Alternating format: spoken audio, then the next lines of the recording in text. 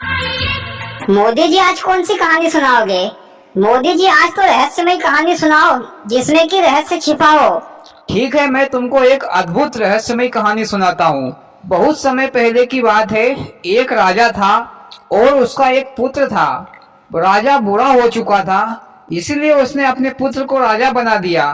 पर राजा का पुत्र अभी 18 साल का ही था। राजकुमार ने अपनी पढ़ाई अभी पूरी भी नहीं की थी, इसीलिए वह गुरुदेव के पास शिक्षा ग्रहण करने के लिए जाता था। एक बार जब वह गुरुदेव की कुटिया की ओर जा रहा था, तो उसे रास्ते में एक पनिहारी कुएं पर पानी भरती हुई दिखी।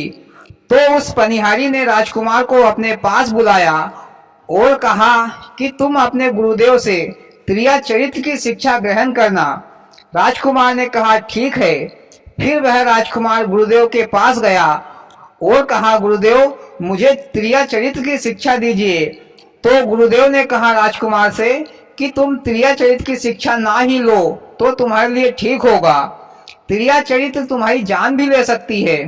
लेकिन राजकुमार जिद करने लगा कि मुझे तो क्रिया चरित्र की शिक्षा दीजिए।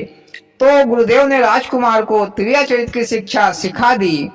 इधर राजा ने अपने राजकुमार की 2 शादी करवा दी। पर राजकुमार शिक्षा लेने के लिए अपने गुरुदेव के पास जाता रहता था। एक दिन गुरुदेव ने राजकुमार को एक जादुई कुंडल दिया और कहा कि आज रात को तुम इस कुंडल को पहनकर पूर्व दिशा की ओर जंगल में जाना। जब तुम इस कुंडल को पहन लोगे तो तुम किसी को भी पहचान नहीं आओगे। मोदी जी, गुरुदेव ने राजकुमार को कुंडल पहनकर रात में जंगल में जाने के लिए क्यों कहा? अरे भैया, इसमें कोई राज की बात होगी। फिर क्या हुआ मोदी जी? फिर राजकुमार रात में कुंडल पहनकर पूर्व दिशा की ओर जंगल में चला गया।